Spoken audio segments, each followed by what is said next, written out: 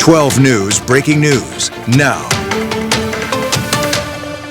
We start with breaking news. A death investigation is underway after a man's body was found in South Mountain Park. Let's head out to 12 News journalist Tiani Jadalang live at the scene. Tiani, what have we learned about this situation? Chase, Phoenix police responded just after 5 p.m. to a report of a possible dead body near this national trail just directly behind me. Now, this is just some of what the scene has looked like for the past several hours. Once they arrived, a search was conducted and an unresponsive body of an adult male was located. At this time, no immediate signs of foul play were reported. A death investigation is being conducted, as you mentioned. Now, we don't know if this was heat-related, but we did speak with several local fire departments who say they've responded to several heat-related calls during this extreme heat warning.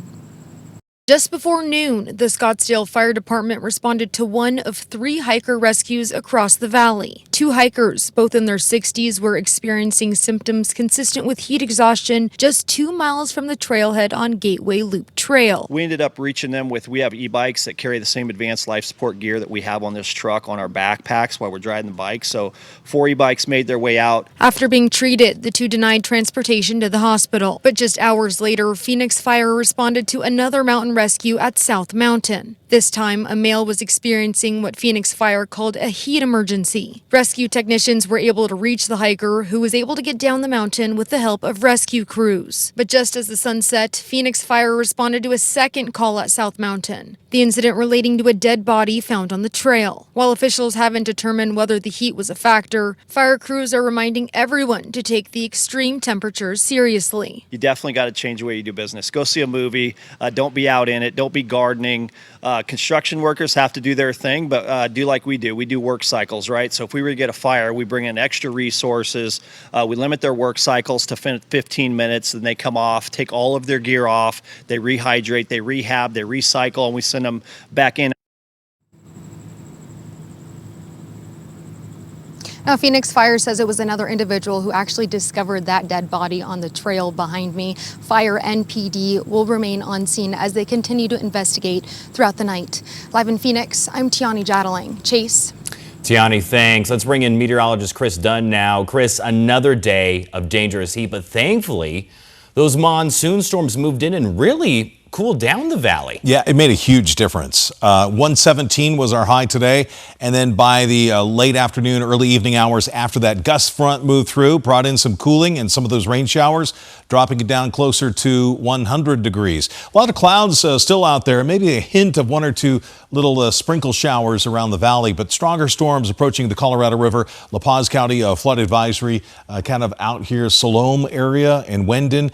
These showers approaching Parker and Blythe, California, passing by Quartzsite as well. I think by the time they get to Havasu, things will be kind of rained out. We have additional storms across southeastern Arizona, Safford, back down to Tucson, but I think a lot of that is going to tend to weaken as it gets a little bit closer to the valley. It has a downhill slide to get into the Phoenix area. So right now, just the hint of a little sprinkle here, a little sprinkle there, but look at this. This is as cool as we have been all day long. Our morning low was 97 degrees. We're currently at 96, so that is the new low for the day. 95 in Glendale, 95 in Chandler, only 89 degrees in Fountain Hills. Some of the handful of storm reports, rainfall reports today. North Scottsdale with 2/10, Deer Valley 1600ths, and Mesa with 4 1/7 of rain. 96 degrees right now.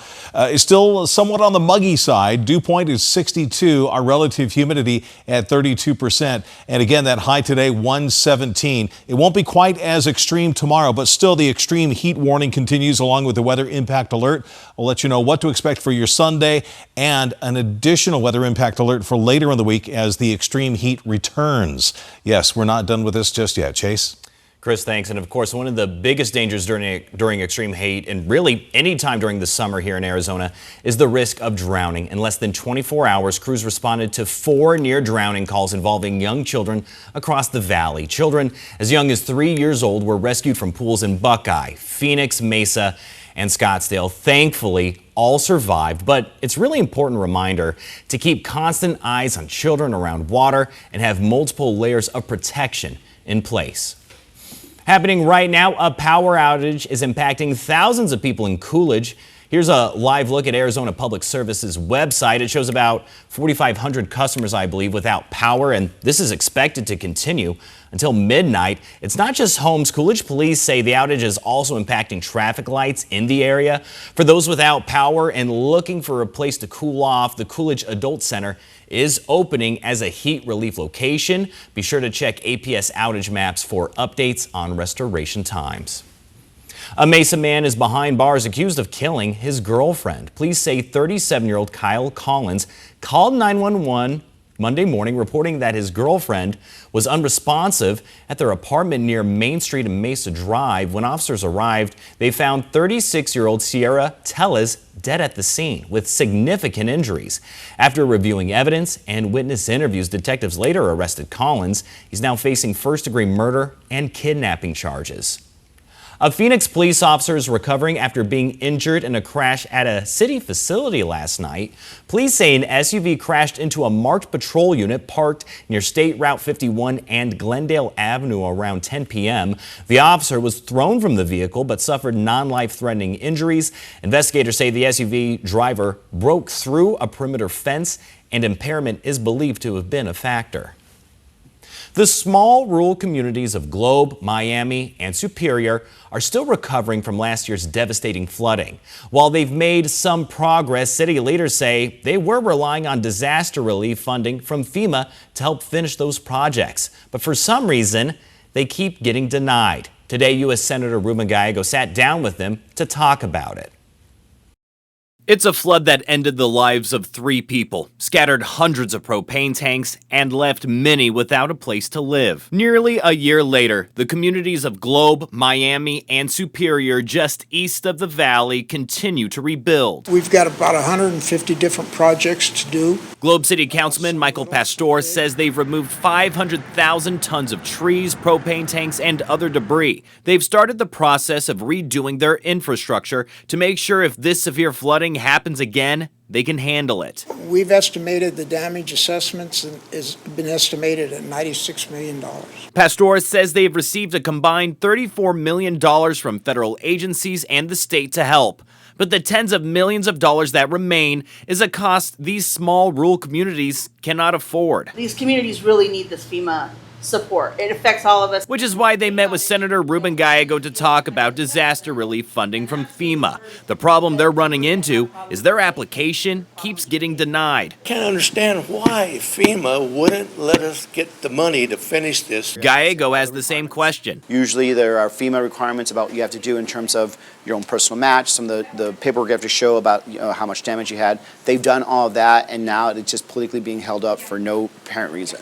Back in December, the governor's office released this letter it received from FEMA about the denial, saying the damage can be covered by state and local governments, writing, quote, "We have determined that supplemental federal assistance is not necessary."